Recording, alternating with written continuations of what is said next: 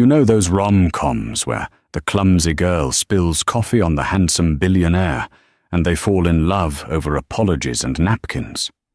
This isn't that. When Nora dumped a scalding dark roast onto the lap of Chicago's most feared syndicate boss, she didn't get a meet-cute. She got a death sentence, or so she thought, because Leo Castiglione didn't pull a gun. He wiped his slacks, looked her dead in the eye, and handed her a bill she could only pay with her time. The espresso machine at grind and press hissed like a dying lung. It was 3 p.m. on a Tuesday, the kind of bleak, rain-soaked Chicago afternoon that made the sky look like bruised iron. Nora wiped the steam from her forehead with the back of her wrist. Her apron smelled of sour milk and roasted beans. Her feet throbbed in her cheap sneakers. She had a sociology paper due in 12 hours, rent due in 4 days, and exactly $42 in her checking account. She didn't have the energy to care when the bell above the door chimed. Usually the afternoon rush was a blur of tailored suits and frantic paralegals barking orders for oat milk cortados. But when the door opened this time, the ambient noise in the cafe, the clatter of ceramic, the low hum of conversation, the jazz playing off Spotify, didn't just fade. It evaporated. Nora looked up from tamping espresso. 3 men had walked in. 2 of them were built like freight trains, wearing overcoats that bulged unnaturally at the ribs. They flanked the man in the middle. Leo Castiglione didn't look like a mob boss from the movies. He wasn't chewing a cigar, and he wasn't wearing a flashy pinky ring. He wore a charcoal wool suit that probably cost more than Nora's college tuition. His dark hair was neatly cut, his jaw shadowed by late-day stubble. He looked like a weary investment banker, except for his eyes. They were completely flat. Dead, assessing, and utterly devoid of warmth. The paralegals at the window tables suddenly found their laptops fascinating. A man reading the Tribune folded it and quietly slipped out the side door. 2 black coffees, one of the human freight trains grunted, stepping up to the register. He pointed a thick finger at Leo, who had taken a seat at a small corner table. And a double macchiato for him. Hot. Bring it over. Nora didn't argue. She rang it up. The man tossed a $50 bill on the counter and didn't wait for change. Her hands were steady as she pulled the shots. She wasn't an idiot. She grew up in the South Side. She knew who ran the ports, who ran the unions, and who ran the streets. The Castiglione family was a ghost story. Chicagoans told each other to explain why certain politicians resigned suddenly, or why certain warehouses burned down in the middle of winter. She poured the steamed milk over the dark espresso, set the ceramic cup on a saucer, and added the 2 black coffees to a tray. Just drop it off and go back behind the counter, she told herself. Nora walked out from behind the register. The floor was slick. Someone had tracked in rain, pooling muddy water near the condiment station. She navigated around a discarded umbrella, her eyes locked on Leo's table. He was reading an email on his phone. He looked bored. She reached the table. 2 black coffees, 1 macchiato. Leo didn't look up. He simply reached out to take the small ceramic cup from the tray. At that exact second, the heel of Nora's worn-out sneaker caught the edge of the pooling rainwater. Her ankle rolled. The tray tipped. Physics is a cruel, unforgiving thing. The 2 large black coffees slid first, hitting the edge of the table and shattering, sending a wave of 200-degree liquid directly into Leo Castiglione's lap. The macchiato followed, bouncing off his knee and splashing up his pristine white dress shirt. For 3 seconds, nobody breathed. The hiss of the espresso machine in the background suddenly sounded deafening. Nora was frozen, one knee on the wet linoleum, the empty tray clattering to the floor. The 2 bodyguards moved instantly. Hands went into their coats. Leo stood up. He didn't shout. He didn't flinch. The scalding coffee was soaking through his trousers, burning his skin. But his expression didn't change. He looked down at the dark, spreading stain on his charcoal slacks. Then he looked down at Nora. Nora started. Her throat was bone dry. She wasn't going to apologize. Apologies were for stepping on toes. You didn't apologize for signing your own death warrant. I slipped. One of the guards, a man with a scar cutting through his left eyebrow, took a step forward, his hand fully gripping whatever was under his coat. Boss. Leo raised a single hand, just 2 fingers lifted in the air. The guard stopped dead. Leo reached onto the table, grabbed a stack of thin paper napkins, and began methodically dabbing at his shirt. The paper shredded instantly. He dropped the ruined napkins onto the table. "Get up," Leo said. His voice was a low, gravelly rasp. It wasn't loud, but it cut through the room like a razor. Nora stood. She felt a hysterical laugh bubbling in her chest, but swallowed it down like battery acid. She looked him in the eye. If he was going to have her dragged into an alley, she wasn't going to look at the floor. "Name," he said. "Nora." He studied her. He took in the faded apron, the bags under her eyes, the defiant jut of her chin, despite the fact that her hands were shaking. "Nora," he repeated, testing the syllables. "Do you know how much a bespoke suit from Savile Row costs, Nora?" "More than I make in a year," she said. It came out sharper than she intended. A tiny, almost imperceptible twitch happened at the corner of his mouth. Not quite a smile. $5,000. The shirt is another $800. You've also given me second-degree burns on my thigh, but I'll waive the medical fees out of generosity." "Generosity?" she echoed flatly. "I'm a businessman," Leo said softly, stepping closer. He smelled of rain, expensive cedar cologne, and the bitter coffee she'd just dumped on him. "You destroyed my property. You owe me a debt. I have $42. I don't want your money." He looked at his ruined clothes again, sighing faintly. "I need a shield, a civilian, someone perfectly, remarkably ordinary." His dark eyes snapped back to hers. "You're going to pay me back in time. Every Friday night, for the foreseeable future, you are going to put on a dress, and you are going to sit across from me at a restaurant, an opera, or a charity gala." Nora blinked.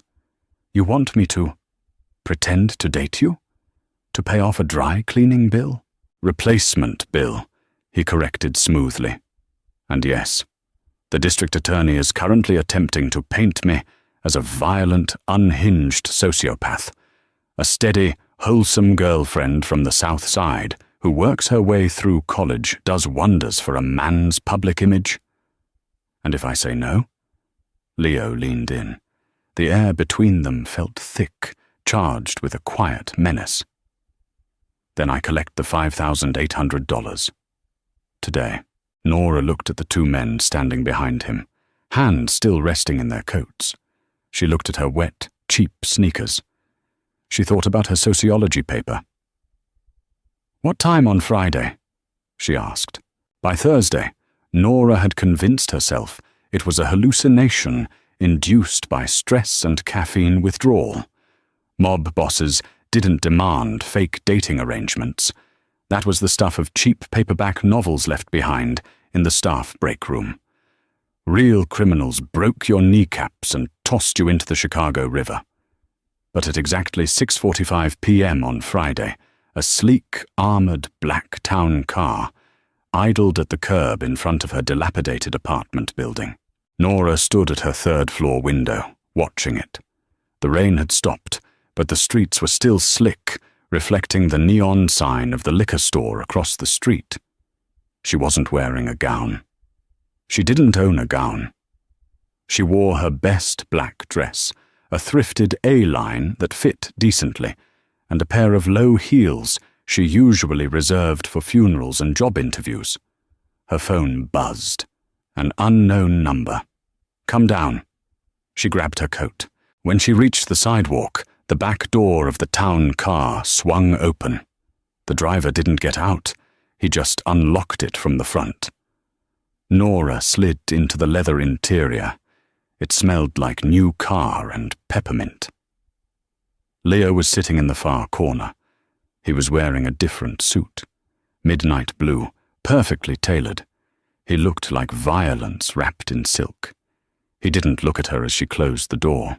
He was tapping away on a tablet. "Nice to see you too," Nora muttered, pulling her coat tight around her. "Seatbelt," he ordered, his voice flat. She clicked the belt into place.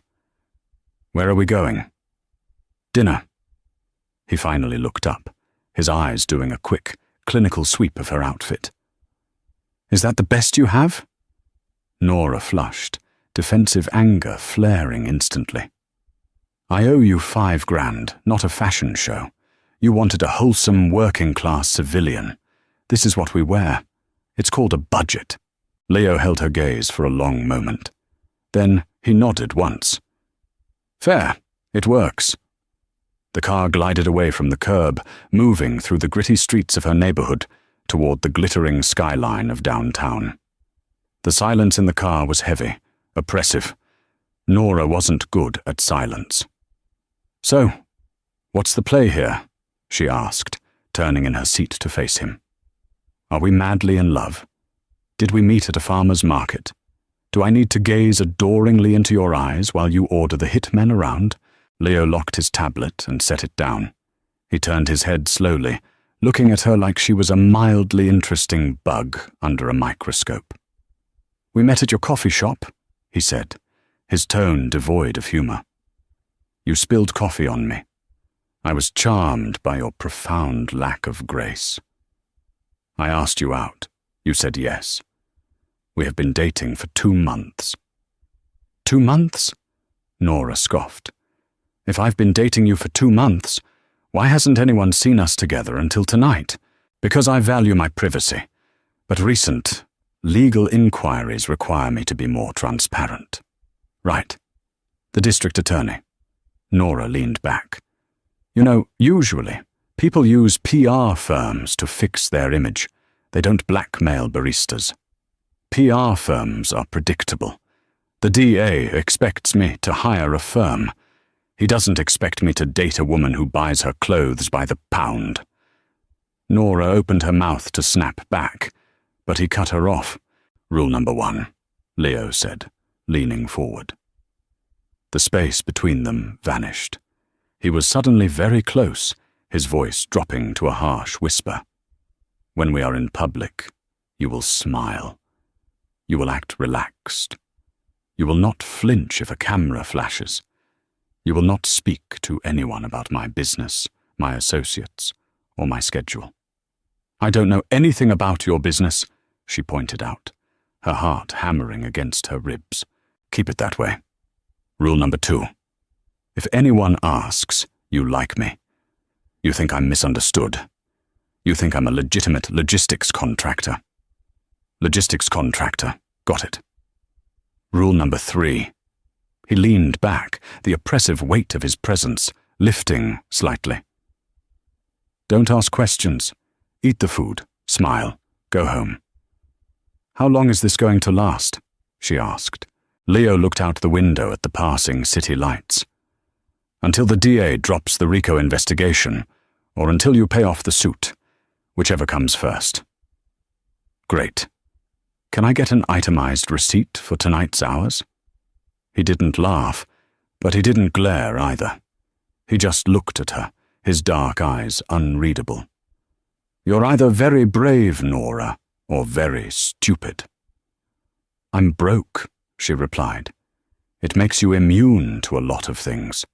Fear is a luxury.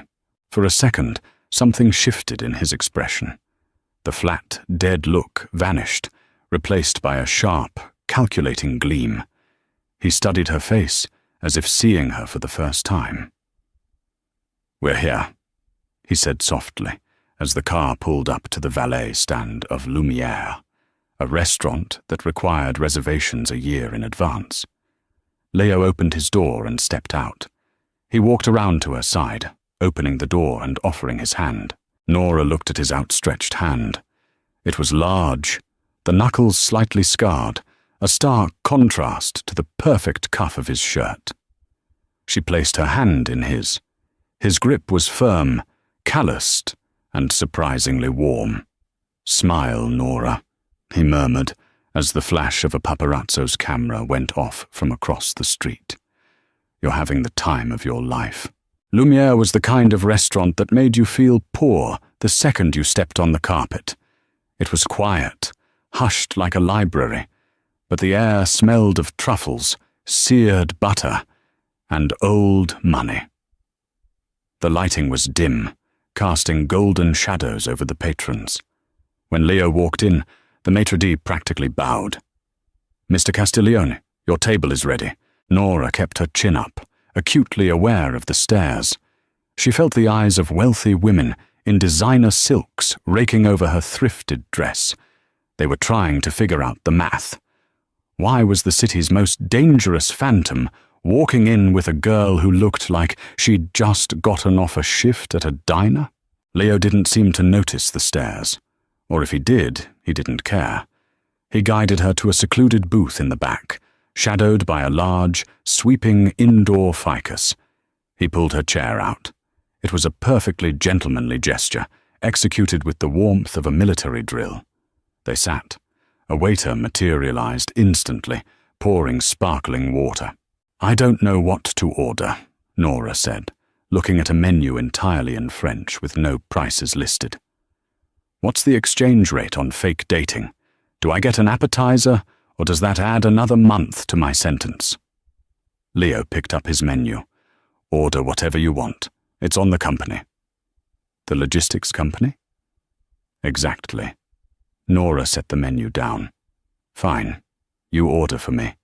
I don't read French, and I'm not going to pretend I do." Leo glanced at her over the top of his menu. "You don't care about looking uncultured in front of me? You threatened me into a date over spilled coffee. We are way past me trying to impress you, Leo." He gave a slight nod to the waiter, who had been hovering nervously. Leo ordered in rapid, flawless French. The waiter nodded frantically, took the menus, and vanished. "So," Nora said, folding her hands on the white tablecloth, "what do couples like us talk about? Your favorite type of cement for shoes? My sociology thesis?" "You're a sociology major," he noted. It wasn't a question. "Why?" "I want to understand why systems fail people, why communities break down, why guys like you end up running things instead of the actual government." It was a bold thing to say. She knew it. The second the words left her mouth, her stomach tightened. She was pushing her luck. Leo didn't pull a gun. He didn't even look angry. He reached for his water glass. "The government is just the biggest gang on the block, Nora. They just have better PR and a flag. Systems don't fail. They work exactly as they were designed to keep power in the hands of the people who already have it. My family just chose not to wait for permission to take our share. That's a very cynical way to justify organized crime. It's a practical way to justify survival." He looked at her. "You grew up in Canaryville. Your father was a machinist who lost his pension when the factory went bankrupt. Your mother works 2 jobs. You're 30,000 in student debt." Nora froze. The ambient noise of the restaurant seemed to fade. "You looked into me. I am trusting you with my public face," he said calmly. "I don't do blind spots.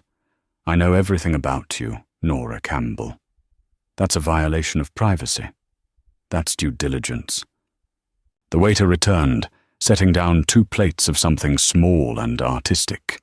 Seared scallops sitting on a smear of dark sauce. Nora stared at it. She was starving, but her appetite had suddenly vanished beneath a wave of cold reality. He wasn't just a scary guy in a suit. He was a machine. He had her entire life filed away in a folder somewhere. "Eat," he commanded softly. "I'm not hungry anymore." "You haven't eaten since a stale bagel at 6 a.m. Eat the food, Nora." She looked up at him sharply. "Don't manage me." "I'm not managing you. I'm telling you that you need protein." He picked up his fork. "We have an hour left. If you sit there and pout, people will think we're fighting. Rule number 2, you like me, remember?" Nora picked up her fork. She stabbed a scallop. She took a bite. It was, annoyingly, the best thing she had ever tasted. Butter, garlic, the sea. She closed her eyes for a brief second, unable to stop a soft sigh. When she opened her eyes, Leo was watching her. Not with the cold, dead assessment from before. There was a flicker of something else. Curiosity. "Good?" he asked. "It's fine," she lied, taking another bite. Leo leaned back in his chair. "I didn't expect you to be so stubborn. I didn't expect you to know what a bagel is. I run an empire, Nora. I don't live in a cave." For the next 45 minutes, they ate. They didn't talk much. Leo answered a few brief texts on his phone, and Nora watched the room. She noticed the subtle things, the way Leo's eyes constantly tracked the exits, the way he never sat with his back to the door, the way his left hand always stayed above the table, near his water glass, while his right hand rested out of sight. He lived in a state of constant, low-level paranoia. The realization hit her strangely. He was terrifying, yes, but he was also trapped. When the dessert plates were cleared, Leo dropped a black titanium card on the table. He didn't look at the check. "Time to go," he said. They walked out the same way they came in. The maitre d' bowed again. The cold night air hit Nora's face, a relief after the heavy, perfumed air of the restaurant. The town car was waiting. As they approached, Nora noticed a man standing near the alleyway, adjacent to the restaurant. He was wearing a dark jacket, a baseball cap pulled low. He had a camera with a long lens. Leo saw him too. Without missing a beat, Leo's hand slid to the small of Nora's back. The touch was electric, hot through the thin fabric of her dress. He pulled her flush against his side. "Smile," he murmured into her hair. Nora forced a laugh, looking up at him as the camera flashed rapidly in the dark.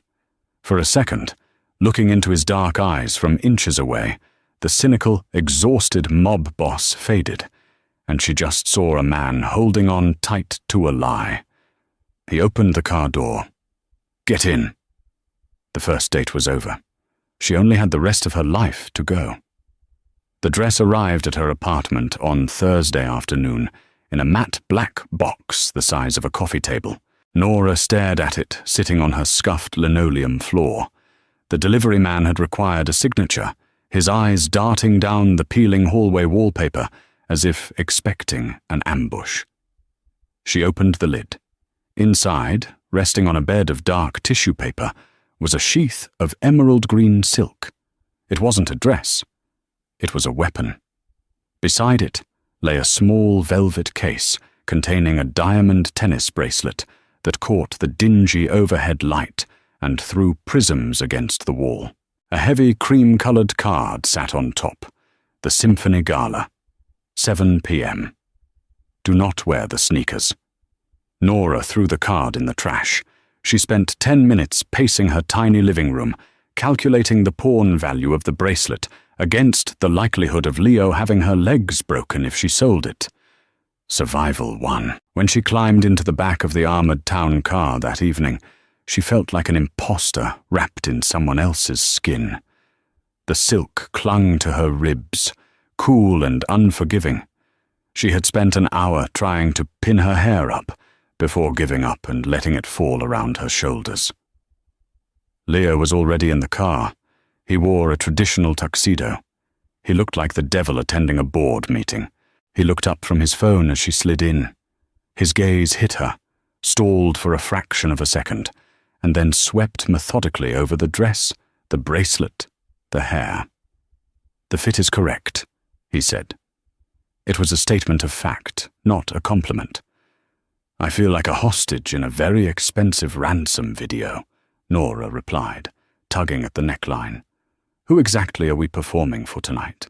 "Chicago's elite," Leo said, setting his phone aside as the car pulled into traffic. "Politicians, judges, real estate developers. The people who call me a parasite in the newspapers and then beg for my money at fundraiser auctions." "Are we expecting the district attorney?" Leo's eyes flicked to the window. The streetlights painted harsh, moving shadows across his jaw. "Harrison Cole will be there. He's running for mayor next year. He needs a dragon to slay to prove he's tough on crime. I am his dragon." "So I'm the maiden?" Leo looked back at her. The corner of his mouth twitched. "You're the proof that the dragon is just a misunderstood businessman who appreciates the arts. Tonight, Nora, you don't just smile. You mingle. You hold my arm.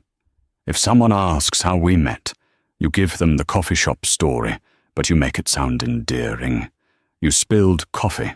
I was captivated. We bonded over a mutual love of jazz." "I hate jazz," she lied. "Learn to love it for the next 3 hours." The Symphony Center was a beacon of gold light and marble columns.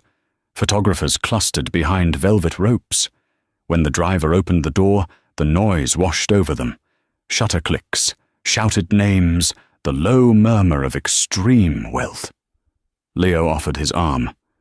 Nora slipped her hand through the crook of his elbow. His muscles were rigid beneath the wool of his tuxedo. "Breathe," he muttered near her ear, his breath warm against her temple. They walked the gauntlet. Nora kept her face carefully neutral, a soft, practiced smile firmly in place. She felt the weight of 100 stares. They walked into the grand lobby, a sprawling space dominated by a massive chandelier and waiters carrying trays of champagne. For the first hour, it was surprisingly tedious. Leo introduced her to men with graying hair and expensive dental work. He called her My Nora. She played the part. She smiled, she nodded. She deflected questions about her background by talking about her sociology studies at DePaul. She noticed how the men deferred to Leo. It wasn't respect. It was fear, thinly veiled by polite society's rules. Then the temperature in the room seemed to drop. Nora felt Leo's arm tighten abruptly under her hand. She followed his gaze. A man was cutting through the crowd, parting it like a ship through water. He was tall, perfectly groomed, with a politician's practiced smile that didn't reach his flat grey eyes. "District Attorney Cole," Leo said smoothly as the man approached. "Leo." Cole didn't offer his hand. He looked at Nora, his gaze sticky and invasive. "I see you've brought a shield tonight. Or is it a humanizing prop?" Nora felt a spike of hot anger. "This is Nora," Leo said, his voice entirely devoid of inflection. "My girlfriend." Cole chuckled, a dry, papery sound. "Girlfriend, of course. Tell me, Nora, does he let you read his ledgers, or do you just overlook the bodies in the river because he buys you pretty jewelry?" Leo shifted. It was a microscopic movement, but the air around them suddenly felt pressurized, dangerous. Nora didn't wait for Leo to speak. She stepped slightly forward, closing the distance between herself and the district attorney. "Mr. Cole," Nora said, keeping her voice sweet and entirely devoid of fear. "I'm a sociology major. I study institutional corruption. So if we're going to talk about bodies in the river, maybe we should start with the low-income housing contracts your office approved last year that ended up condemning 3 apartment blocks in Canaryville. The ones where 2 kids died in a fire because the fire escapes weren't up to code? Or is that not the kind of crime you prosecute? Cole's smile vanished. The silence between the 3 of them was absolute, a heavy, suffocating vacuum amid the noise of the gala. Leo didn't move, but she felt his hand slide down her arm, his fingers wrapping firmly around her wrist. A warning. Cole stared at her, his eyes hardening. "You have a sharp tongue for a barista." "And you have a short memory for a public servant," Nora shot back. "Careful, Leo," Cole said softly, looking back at the mob boss. "Your pet is going to bite the wrong person one of these days. Enjoy the symphony. While you can." Cole turned and walked away. Nora let out a shaky breath, her adrenaline crashing instantly.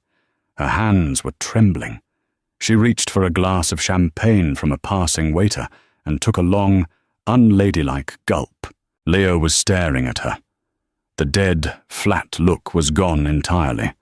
He looked stunned, the mask slipping for a fraction of a second to reveal the calculating, deeply intelligent man underneath.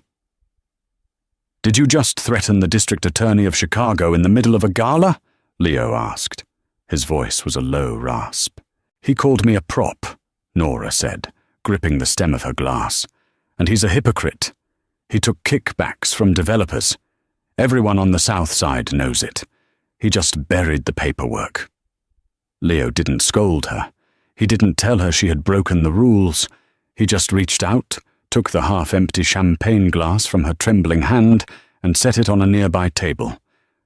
"Come with me," he said. He didn't take her home. The town car bypassed her neighborhood entirely, gliding toward the affluent, hyper-modern high-rises bordering Lake Michigan. Nora didn't ask questions. The adrenaline from the encounter with Cole was fading, leaving behind a cold, hollow exhaustion. The car descended into an underground garage. A private elevator took them directly up to the top floor. When the doors opened, Nora stepped into Leo's penthouse. It was exactly what she expected, and exactly what she feared. It was massive, walled with floor-to-ceiling glass, overlooking the dark expanse of the lake. The floors were dark hardwood. The furniture was minimal, angular, and expensive. It looked like a luxury hotel suite. It didn't look like anyone lived there. There were no books, no photographs, no clutter. "You can take your shoes off," Leo said, unbuttoning his tuxedo jacket and tossing it over the back of a stark white leather sofa. He walked toward a sleek, brutalist kitchen island. "Do you drink whiskey?" "I drink cheap beer and tap water," Nora said, slipping off her heels. The hardwood was cold beneath her feet. "Whiskey is fine." He poured 2 glasses of amber liquid from a crystal decanter. He walked back to the living room and handed her one. He didn't sit. He stood by the glass wall, looking out at the city lights. Nora took a sip. It burned going down, spreading a heavy warmth in her chest. She sank into the edge of the sofa. "Why did you bring me here?" she asked. The silence in the apartment was ringing in her ears. Leo took a slow drink of his whiskey. He didn't turn around. "Because Cole is an animal, a smart, desperate animal. He's going to run a background check on you by morning. He's going to look for leverage. I don't have any leverage. I don't have anything." "Everyone has something," Leo said. He turned to face her. The harsh, overhead track lighting caught the exhaustion lining his eyes. The pristine mob boss image was fracturing, just a little. He looked tired, deeply, fundamentally tired. "Your mother, your father's medical bills, your student loans. He will find a pressure point, and he will press it to see if you crack." Nora's grip on the glass tightened. "Can he do that? He can do whatever he wants. He has a badge." Leo set his glass down on a glass coffee table. He walked over and sat on the opposite end of the sofa. The physical distance between them felt deliberate. a boundary line. I didn't ask for this, Nora said quietly. The reality of the situation was settling over her like a heavy, suffocating blanket. I just spilled a cup of coffee. I know. Then let me go. You got your photo up. Cole saw us. Let me go back to my life. Leo looked at his hands. If I cut you loose now, Cole will know it was a setup. He'll haul you into an interrogation room and threaten you with obstruction until you testify that I hired you to deceive his office. I won't talk. Yes, you will, Leo said flatly. You're brave, Nora. But you aren't built for a concrete room. They will break you in 2 hours.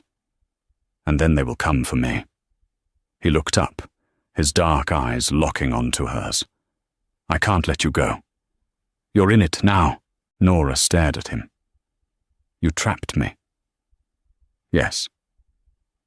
The honesty was worse than a lie. He wasn't apologizing. He was just stating the grim physics of his world. How do you live like this? She asked, the question slipping out before she could stop it. Looking over your shoulder, trusting nobody, living in a museum. She gestured to the sterile apartment. Leo leaned forward, resting his elbows on his knees. I didn't choose this life, Nora. My father built the syndicate. When he had his stroke 5 years ago, my older brother was supposed to take over. But my brother was careless. He started a war with the Russian factions. He got himself killed. The family needed a manager. Someone who didn't lead with his temper. Someone who treated the blood like a balance sheet. So you stepped in. I stepped in to stop the city from burning down, and now I manage the fire. He looked at her, his expression unreadable. I know what you think of me. You think I'm a parasite, a monster. I think you're a man who has convinced himself that he has no choices, Nora said evenly. A heavy silence stretched between them. Leo didn't argue. He just watched her, his eyes tracing the line of her jaw, the messy hair framing her face. The dress is yours, he said quietly. Keep the bracelet, too. If things go wrong, sell it. It'll cover your tuition. Nora looked down at her lap. She felt a strange, terrifying ache in her chest. It wasn't fear. It was pity. The ruthless Leo Castiglione, the Phantom of Chicago, was just a man trapped in a golden cage, handing out diamonds because he didn't know how to hand out trust. I'll see you on Friday, she said. Tuesday morning smelled like burnt toast and stale espresso. Nora wiped down the counter at Grind and Press, her mind running on a loop of the past weekend. The gala, the DA, the quiet, heavy silence of Leo's penthouse. Her normal life felt thin and papery now, like a movie set she could poke her finger through. The bell above the door chimed. The cafe was empty. It was the mid-morning lull. Nora didn't look up immediately, throwing the damp rag into the bus tub. Be right with you. Take your time, sweetheart. The voice wasn't irregular. It was thick, raspy, carrying a heavy Bronx accent that didn't belong in Chicago. Nora looked up. A man was leaning against the pastry case. He wore a cheap leather jacket over a faded t-shirt. He had a thick neck, a flattened nose that had been broken more than once, and a crude tattoo of a spiderweb creeping out from under his collar. He wasn't one of Leo's men. Leo's men wore bespoke suits and carried themselves with quiet, lethal discipline. This man looked like a blunt instrument. Can I get you something? Nora asked, keeping her voice steady. The man smiled. His teeth were stained. Just a coffee. Black. Like the boss likes it. Nora's blood turned to ice water. She stood frozen behind the register. You're the girl, right? The man tapped thick fingers against the glass of the pastry case. Leo's little charity project, the one making the papers. I don't know what you're talking about, Nora said. She reached under the counter, her hand hovering inches from the silent alarm button. "Sure you don't." He chuckled, stepping away from the case and moving to the side of the counter, leaning in close. He smelled like stale cigarettes and cheap mints. "Name's Russo. I work for a competitor out of the South Side ports. Your boyfriend has been stepping on our shipping lanes. He's been ignoring our calls." "I make coffee," Nora said, her voice dropping. "I don't know anything about shipping lanes." Russo reached out with blinding speed and grabbed her wrist. His grip was like a vice, pinning her hand against the cold steel of the espresso machine. Nora gasped, trying to yank her arm back, but he was immovable. "Tell Castiglione he needs to answer his phone," Russo whispered, his breath hot against her face. "Tell him that dragging civilians into a turf war is bad for business.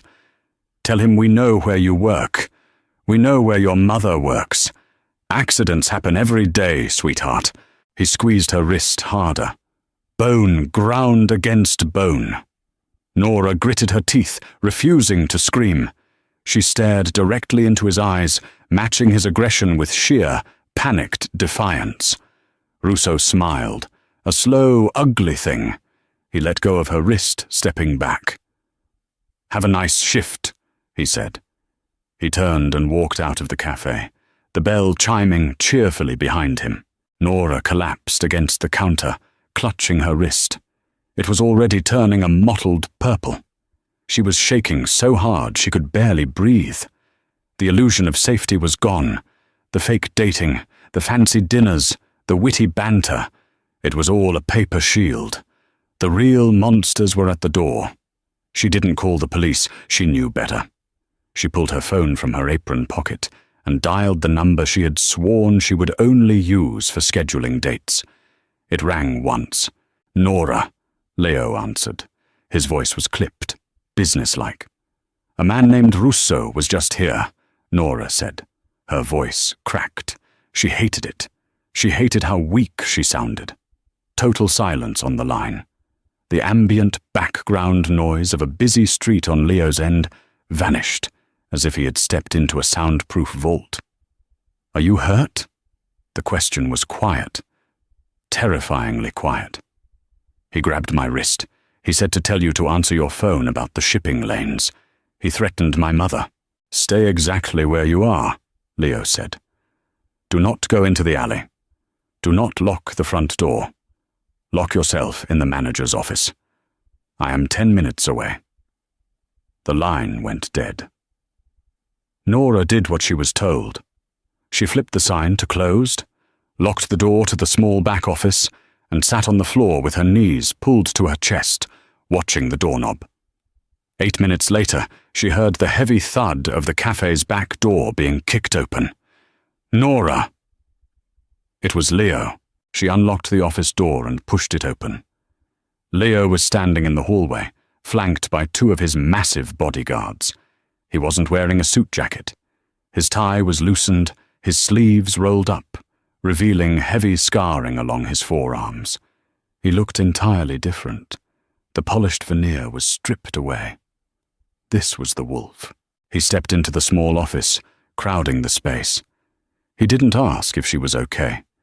He reached down and took her hand, his fingers gently pushing up the sleeve of her sweater. He stared at the dark, blooming bruises in the shape of fingers wrapping around her pale skin. A muscle feathered in his jaw. The temperature in the room seemed to plummet. "Russo," Leo said softly, almost to himself. "The Moretti family." "He said accidents happen," Nora whispered.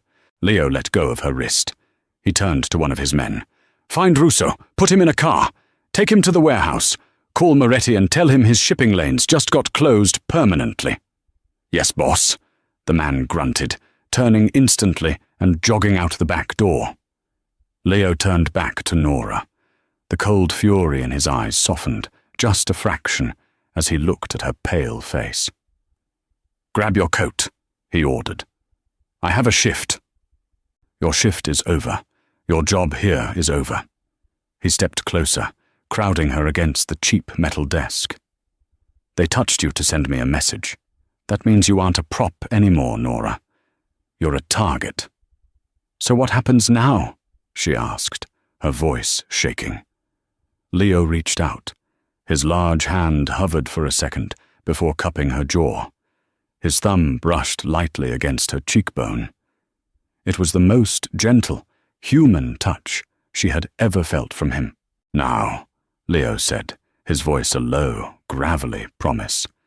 "I protect what is mine." Packing up a life takes embarrassingly little time when you don't own anything of value. Nora shoved her textbooks, her laptop, and 3 weeks' worth of clothes into 2 duffel bags. Dominic, a bodyguard built like a bank vault, stood by the door of her apartment. He didn't judge the peeling paint. He didn't comment on the leaky radiator clanking in the corner. He just carried the bags down to the idling SUV with silent, professional efficiency. By sunset, Nora was back in Leo's penthouse. It didn't feel like a sanctuary. It felt like a fishbowl suspended 1,000 feet above the concrete. "Your mother is secure," Leo said. He was standing by the kitchen island, loosening his tie. He hadn't changed out of his suit yet. The harsh track lighting cast long shadows beneath his cheekbones, highlighting the exhaustion carved into his face. Nora paused halfway across the living room. "What do you mean, secure?"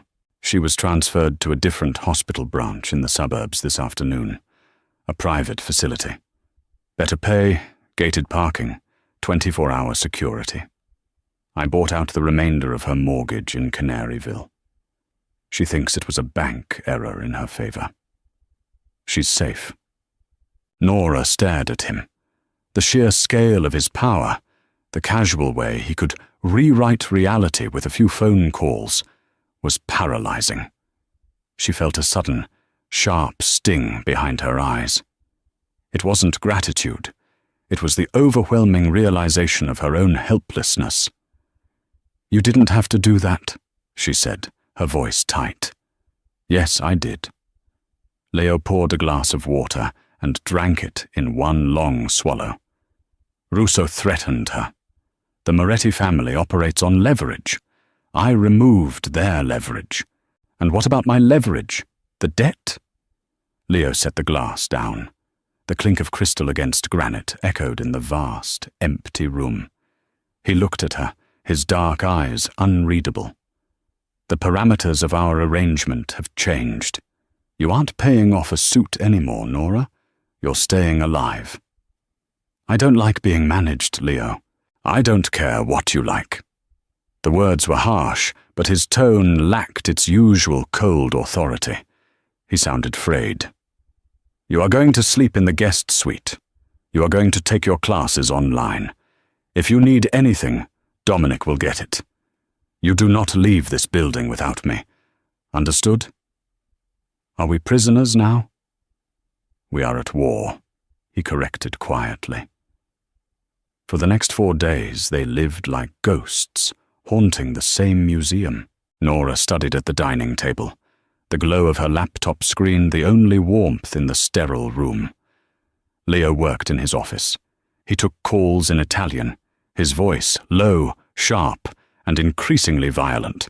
Men in dark coats came and went at all hours, speaking in hushed, urgent tones. The fake dating charade was dead. There were no cameras here, no galas, no PR stunts for the district attorney.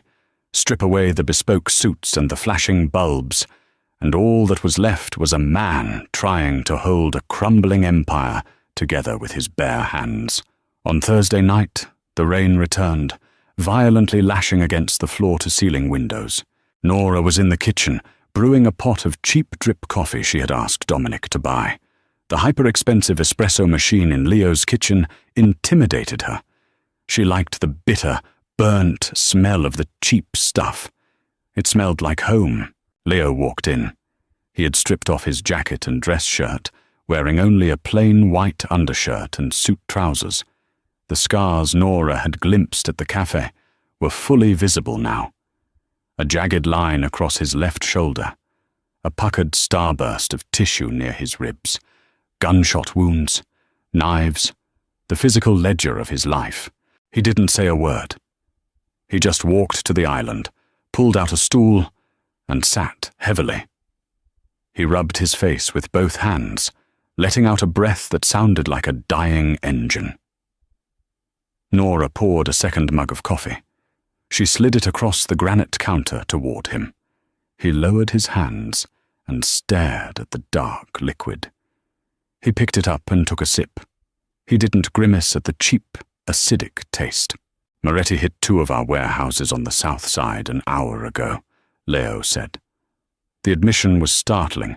He never talked to her about the business. 3 of my men are in the morgue." Nora stopped wiping the counter. She looked at him. The mob boss armor was completely gone. He was just a man drowning in a sea of blood. "I'm sorry," she said. It felt inadequate, but it was all she had. "Don't be." Leo kept his eyes on the mug. They knew the risks when they took the oath. This is the life. Do you ever think about walking away? He looked up at her, a bitter smile twisting his lips. "Walk away to where, Nora? To a cabin in the woods? Men like me don't get to retire. We either die in a suit or we die in a cell. The best I can hope for is to keep the collateral damage to a minimum. Like me, like you." Leo's gaze dropped to her wrist. The bruising from Russo's grip had faded to a sickly yellow, but it was still visible. He reached out across the island. His fingers gently traced the edge of the bruise. His touch was feather-light, completely at odds with the violence of his world. "I shouldn't have brought you into this," he whispered. "It was arrogant. I thought I could control the board. I didn't anticipate the DA squeezing Moretti, and Moretti squeezing me back." Nora didn't pull her hand away. The cold, cynical barrier she kept between them was cracking. She realized, with a terrifying jolt of clarity, that she didn't hate him anymore. She hated his world, but she didn't hate the man sitting in front of her. "I spilled the coffee," Nora said softly. "I started it." "No." Leo looked directly into her eyes. The intensity in his stare was suffocating. "I saw you 3 weeks before that, at the cafe. I watched you argue with a guy who cut the line, and I watched you give a free pastry to a homeless kid shivering by the door. I chose you, Nora. The coffee just gave me the excuse." The breath caught in her throat. Before she could process the confession, the private elevator at the end of the hall chimed.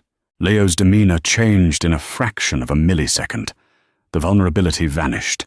His spine snapped straight, his hand dropping to the holster strapped to the underside of the kitchen counter. The elevator doors slid open.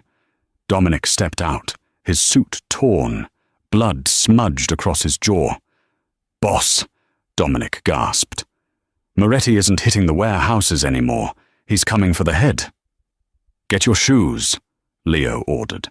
He was already moving, tossing a bulletproof vest at Dominic before throwing open a hidden panel in the hallway wall. He pulled out 2 matte black handguns and a tactical shotgun. Nora didn't ask questions. The cynical Southside girl in her knew exactly what was happening. When the sharks smell blood, they don't stop swimming until there's nothing left but bone. She ran to the guest suite, shoved her feet into her sneakers, and grabbed her heavy coat. When she returned to the living room, Leo was racking the slide of a handgun. He shoved it into his waistband and grabbed his suit jacket. "They bypassed the lobby security," Dominic said, checking his magazine. 2 teams coming up the stairs. The elevator is locked down, but they have breaching charges. We have maybe 3 minutes. "The roof," Leo said. "The chopper is on standby." He grabbed Nora's hand. His grip was tight, desperate. "Do exactly what I say. Do not hesitate. Do not freeze." "I won't," she promised. Her voice was remarkably steady. Fear had bypassed her nervous system entirely, replaced by cold, hard adrenaline. They ran, out the back door of the penthouse, up a narrow concrete service stairwell. The air was freezing. The echo of their footsteps was deafening. 2 floors down, Nora heard the muffled, concussive thud of a breaching charge blowing the penthouse door off its hinges. They hit the roof. The wind coming off Lake Michigan hit them like a physical blow, howling over the gravel. The rain was sleet now, biting into Nora's face. 50 yards away, a sleek black helicopter sat on the helipad, its rotors slowly beginning to spin up. "Move!" Leo shouted over the wind. They sprinted across the open roof. 30 yards. 20 yards. The metal door to the main stairwell burst open. "Down!" Leo roared, shoving Nora violently to the gravel. The night ripped open. The deafening crack of automatic gunfire echoed over the wind. Concrete chips exploded from the low retaining wall, inches from Nora's head. She covered her ears, pressing her face into the wet gravel, tasting dirt and copper. Leo was a machine. He dropped to one knee, ignoring the bullets snapping the air around him, and returned fire. 2 quick, rhythmic shots. A man by the stairwell crumpled. Dominic was laying down, suppressing fire with the shotgun, retreating toward the chopper. "Crawl!" Leo ordered Nora, grabbing the collar of her coat and dragging her forward. They scrambled toward the helicopter. The deafening roar of the rotors was drowning out the gunfire. A bullet sparked off the metal skid of the chopper. Leo threw Nora into the back seat. She scrambled across the leather, pressing herself flat against the floorboards. "Go!" Leo shouted to the pilot, jumping in and dragging Dominic up behind him. The helicopter banked hard, lifting off the pad just as the remaining gunmen breached the roof. Bullets peppered the armored underbelly of the chopper, pinging like deadly hail. As they ascended into the stormy sky, the city dropping away beneath them, the chaotic noise faded into the steady mechanical thrum of the engine. Nora sat up slowly. Her hands were shaking violently now. The adrenaline was crashing, leaving a cold, sick horror in its wake. She looked at Leo. He was leaning against the cabin wall, his eyes closed. His breathing was shallow. Nora's eyes dropped. A dark, spreading stain was pooling on the left side of his suit jacket, right below the ribs. "Leo." Her voice was a strangled whisper. He opened his eyes. He looked down at the blood. He didn't look panicked. He looked annoyed. "Through and through," he muttered, pressing his hand against the wound. "Hit a vest seam." "We need a hospital," Nora said, panicking, looking at Dominic. "No hospitals," Dominic grunted, wrapping a makeshift tourniquet around his own bleeding arm. "Moretti will have spotters at every ER. We have a safe house in Rockford. Medical supplies are there." The flight took 40 minutes. It felt like 4 lifetimes. Nora knelt on the floorboards, pressing her hands over Leo's to apply pressure to the wound. The blood was hot, sticky, seeping between her fingers. "Keep your eyes open," she ordered, her voice cracking. "Rule number 4, Leo. You don't get to die on my watch." A faint, blood-stained smile touched his lips. "Ordering me around, Nora?" "Someone has to. You're bleeding on my thrifted coat." The chopper landed in an abandoned airfield an hour outside the city. A waiting SUV rushed them to a sprawling, heavily fortified farmhouse hidden in the woods. For the next 2 hours, it was a blur of iodine, gauze, and agony. Leo's private doctor, a man who asked no questions and drank heavily from a flask, dug the remaining bullet fragments out of Leo's side on a stainless steel kitchen table. Nora didn't leave the room. She held Leo's good hand. He crushed her fingers when the pain spiked, but he never screamed. When it was over, and the doctor had stitched him up and pumped him full of antibiotics and morphine, Leo was moved to a bedroom on the 2nd floor. Nora sat in a hard wooden chair beside the bed. The storm raged outside, rattling the window panes. Leo was awake. The morphine made his eyes heavy, stripping away the last remnants of the ruthless syndicate boss. "You didn't run," he murmured, his voice slurred. "On the roof. You didn't freeze." "I grew up in Canaryville," Nora said quietly, wiping a damp washcloth across his forehead. "You learn how to hit the deck when the fireworks sound wrong." Leo turned his head, looking at her in the dim light. "I'm going to end this tomorrow. Moretti. The war. I'm going to burn his house to the ground." "I know." "And then you go back to your life." Nora's hand paused on his forehead. "What?" "The DA." Leo swallowed hard. "Harrison Cole. I have his ledgers, the kickbacks, the bribes, the Canaryville fire reports. I secured them yesterday. I'm sending them to the feds tomorrow morning. Cole will be indicted by noon. The investigation into me will die with his career." Nora stared at him. "You had the leverage the whole time." "I was waiting for the right moment to play the card." "The debt is paid, Nora. You survived the gala. You survived tonight. Tomorrow, you are free." He closed his eyes, the drugs finally pulling him under. Nora sat in the quiet room, listening to the steady rhythm of his breathing. She looked down at her hands, still faintly stained with his blood. He was setting her free. It was exactly what she had demanded from day one. So why did it feel like a cage door slamming shut? The fall of Harrison Cole was swift, brutal, and entirely public. 3 days after the shootout on the roof, Nora sat in the back booth of Grind and Press, watching a muted television screen mounted on the wall. The breaking news banner flashed red. "District Attorney indicted on federal corruption charges." The footage showed Cole, looking disheveled and pale, being escorted into a black SUV by FBI agents. The underworld war ended with a whisper, not a bang. Moretti's top lieutenants, realizing Leo had survived the hit and was now entirely off the leash, turned on their boss to save themselves. Moretti vanished. The shipping lanes returned to normal. The city took a collective, shuddering breath and went back to ignoring the monsters in the shadows. Nora took a sip of her black coffee. It tasted like ash. She had gone back to her apartment. Leo had arranged the transport. He hadn't said goodbye. He was busy managing the fallout, solidifying his territory. He had sent Dominic to drop her off with a heavy envelope containing $20,000 in cash. "Hazard pay," Dominic had grunted. Nora hadn't touched the money. It sat on her rickety kitchen table, a mocking reminder of her price tag. The bell above the cafe door chimed. Nora didn't look up. She was reviewing her sociology notes, trying desperately to force her brain back into the mundane reality of college life. Footsteps approached her booth. They didn't pass by. They stopped. Nora looked up.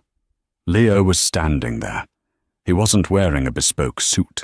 He wore dark jeans, a black sweater, and a leather jacket.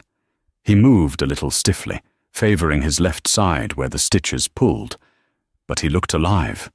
The crushing, dead exhaustion in his eyes was gone. The cafe patrons didn't flee this time. Without his bodyguards, without the tailored armor of his power, he just looked like a startlingly handsome man grabbing a midday coffee. "Is this seat taken?" Leo asked. Nora stared at him. Her heart executed a violent, erratic rhythm against her ribs. "I thought you were busy running the city." "The city runs itself," Leo said, sliding into the booth opposite her.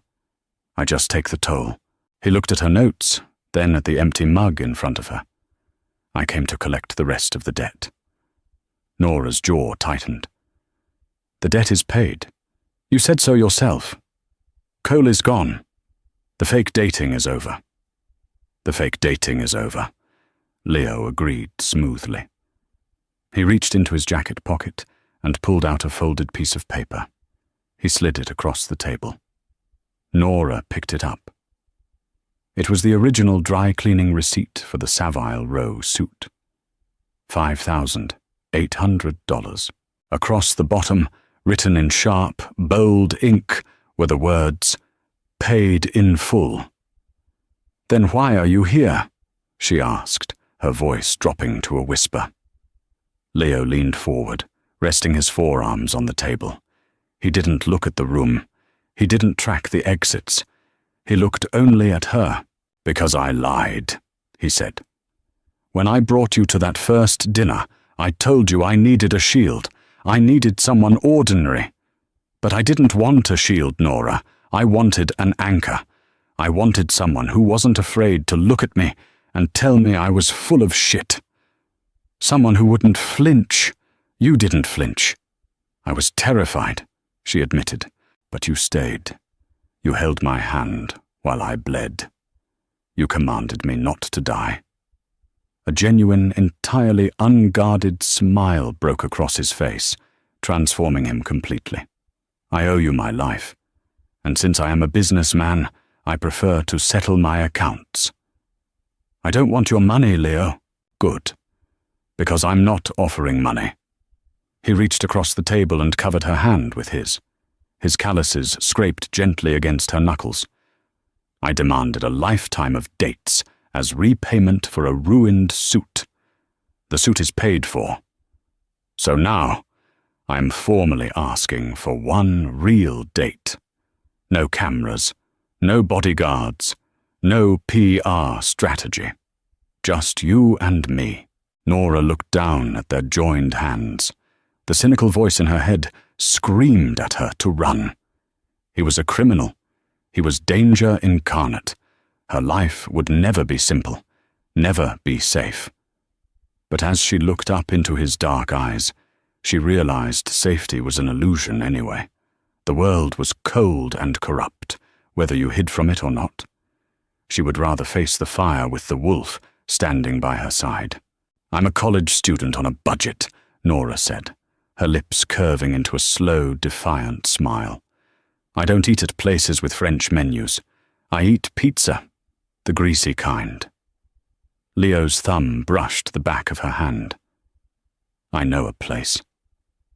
And if you ever try to manage my life again, or secretly pay off my mother's mortgage behind my back, I will dump a pot of scalding drip coffee on your head. On purpose." Leo laughed. It was a rich, deep sound that turned the heads of the people at the counter. "Understood," he said softly. Nora flipped her notebook shut. She stood up, pulling her thrifted coat over her shoulders. She didn't have a $5,000 dress. She didn't have a diamond bracelet. But as Leo Castiglione stood up, placed his hand on the small of her back, and guided her out of the cafe and into the bustling Chicago streets, she knew one thing for certain. She owned him. Did you enjoy this dark, grounded journey into the Chicago underworld? Nora and Leo's story proves that sometimes the most dangerous thing you can do isn't spilling coffee on a mob boss. It's stealing his heart. If this cynical, high-stakes romance kept you on the edge of your seat, hit that like button and share it with your fellow romance addicts. Don't forget to subscribe and ring the bell so you never miss our next full-length audio drama. Drop a comment below. What would you do if you owed a debt to Leo Castiglione? See you next time.